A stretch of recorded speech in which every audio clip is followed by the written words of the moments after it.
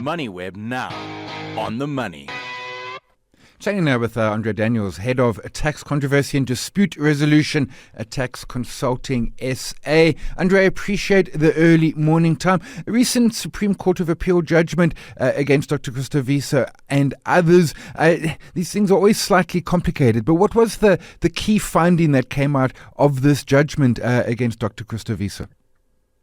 Thank you, Simon, and good morning to yourself and your listeners. In a nutshell, what the Supreme Court have confirmed for us, firstly, is that the existence of a tax liability does not need to be confirmed by an assessment. This liability exists by law, regardless of an assessment. And secondly, to that, the purpose of Section 183 of the Tax Administration Act is to hold third parties accountable who deliberately obstruct SARS from collecting a tax debt. I get that, and that makes a lot of sense, and that liability is perhaps important because, as I understand in this case, the argument was, well, the people hadn't been told about it. That this court now says the absence of being told doesn't mean it didn't exist, and I can see the logic behind that. And I got to say, in this case, I mean, it sounds like the Supreme Court of Appeal got it right. Yes, 100%, Simon. And as you've stated, the tax liability for a taxpayer exists by law. There does not need to be an assessment. The assessment merely quantifies the amount of tax payable or the amount of tax refundable to the taxpayer. The Section 183, this is the part where, in essence, it is the liability of persons assisting, and therefore it is much wider. And this has implications for, I'm thinking, just accountants, tax practitioners, anyone involved in that process of tax are potentially going to be liable. Right on the money there, Simon. Section 183 of the Tax Administration Act confirms that if a person knowingly assists in dissipating a taxpayer's assets in order to obstruct the collection of a tax debt by the taxpayer, to the extent that that person's assistance reduces the assets available to pay the taxpayer's debt, that person may be found jointly and severally liable for the tax liability of that taxpayer. So again, it's certainly keeping bad tax advisors, persons that would generally assist in potential evasion of taxes, and keeps them responsible not only to their client but also to SARS.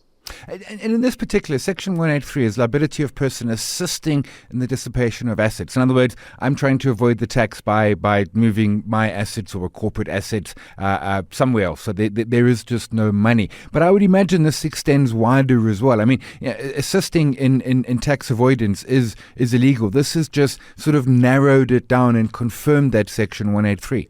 Yes, Simon. I just want to make a clarification there. Tax avoidance is legal. Correct. The taxpayer is allowed to have their affairs set up in a certain way to pay less taxes. It's tax evasion that is illegal. So that's just an important qualification that I wanted to discuss with you. And that's the key point. I mean, we are allowed, and you said that right there, as taxpayers, we are allowed to set up our affairs to be tax efficient. That is absolutely within the ambit of being a taxpayer. Efficient tax is totally legit, as long as you stay within the guardrails of legality, I suppose.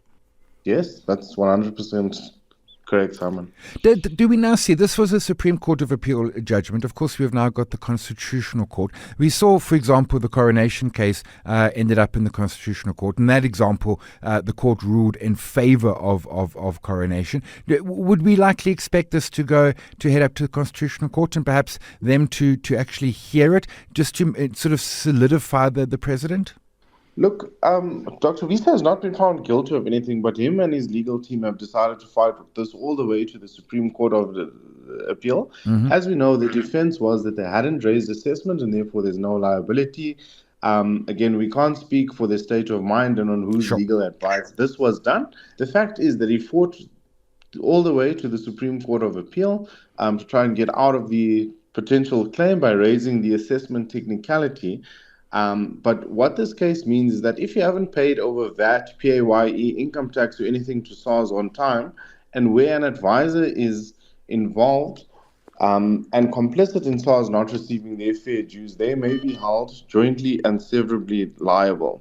Yeah, absolutely. So, We cannot speak to Dr. Visa's intentions or whether this may be appealed further to the Constitutional Court, but we have certainly of late seen an appetite for taxpayers to take the matter all the way to the highest court in the land, being the Constitutional Court, as you so mentioned. Yeah, and of course that then kind of makes it end of road, and I suppose gives some finality in that regard. We'll leave it there. That's André Daniels. He's head of controversy and dispute resolution, tax consulting SA. Appreciate the early morning.